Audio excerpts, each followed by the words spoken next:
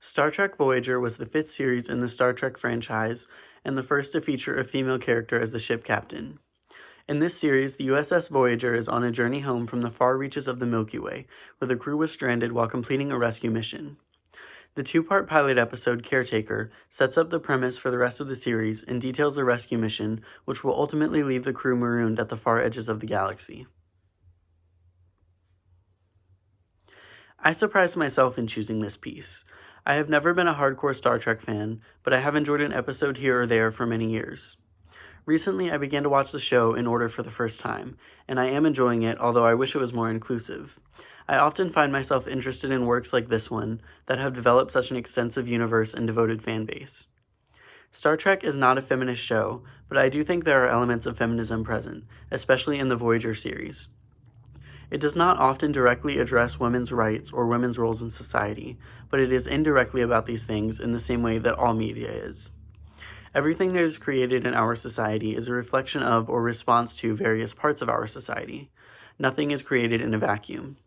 Star Trek, like lots of media, sometimes conforms to sexism and at other times subverts it. The show often underrepresents complex, multidimensional women, but they are far from completely absent, especially here in Voyager. One ambitious fan reviewed every episode of Star Trek from the original series to the final episode of Enterprise in 2005 and determined which episodes did and did not pass the Bechtel Test. The Bechtel Test was introduced by writer Alison Bechtel as a way to quickly determine if a piece of media contains bias against women. A piece must have three components in order to pass the test. 1, 2 named female characters, 2, who talk to each other, about 3, something other than a man. Of course, this test is not foolproof because sexist films can still pass the test, and films with positive female representation can still fail it. As a result, the test is not the ultimate guide to evaluating media through a feminist lens, but it is still a simple and useful tool for determining whether a piece contains representation of women. Upon reviewing the first 6 series in the Star Trek franchise, Jara Hodge found that Voyager had the highest percentage of episodes that passed the Bechtel test. In fact, the second highest percentage, 57.8%, belongs to Deep Space Nine, which is 29.7% lower than Voyager's 87.5%. Voyager Season 5 is also the only Trek season where every single episode passes the Bechtel test. The crew of the Voyager is led by Captain Catherine Janeway, the first female ship captain in a Star Trek series. Captain Janeway is a wonderfully complex character. She is firm and often stubborn as a captain, but also caring and nurturing to her crew. In the series pilot, Caretaker, Janeway is referred to as Sir by Ensign Harry Kim upon their first meeting, which leads to this exchange. Janeway: Ensign, despite Starfleet protocol, I don't like being addressed as Sir. Kim: I'm sorry, ma'am. Janeway: Ma'am is acceptable in a crunch, but I prefer Captain. Later, this exchange is referenced again. Janeway: Would you like to take over? Kim: Yes, ma'am. Janeway: It's not crunch time yet, Mr. Kim. I'll let you know when. In this episode, Ensign Kim is kidnapped, and it seems unlikely that his life will be saved.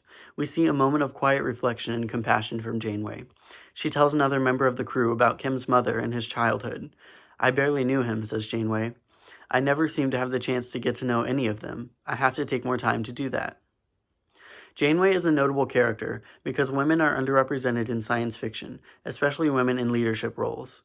It is also important that she is not a total badass all the time and has moments of emotion and humanity.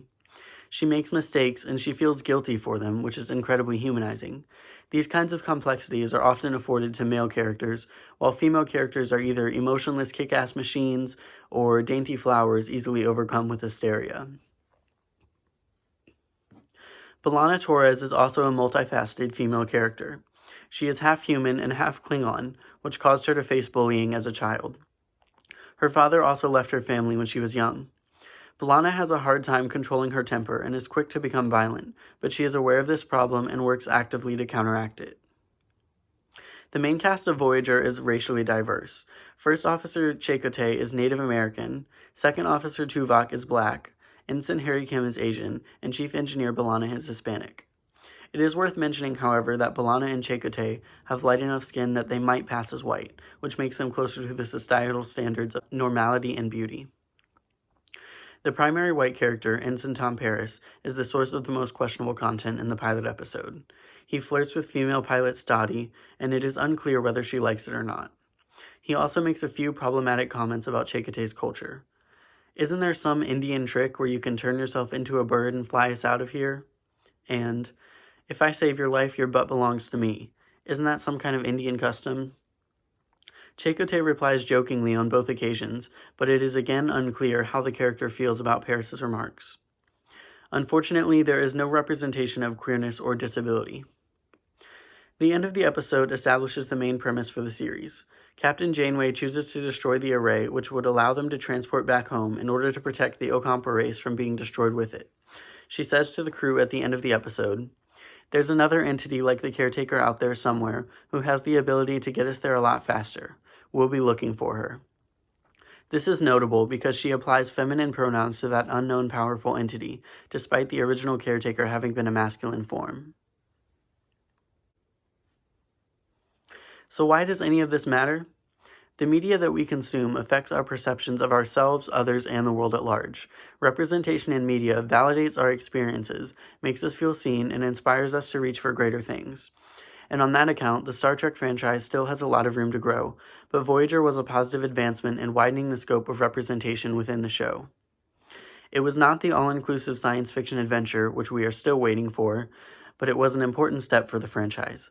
Hopefully it has aided in opening the door to more diversity in Star Trek's future. Thank you for watching. All of my sources, as well as the script, are linked in the description.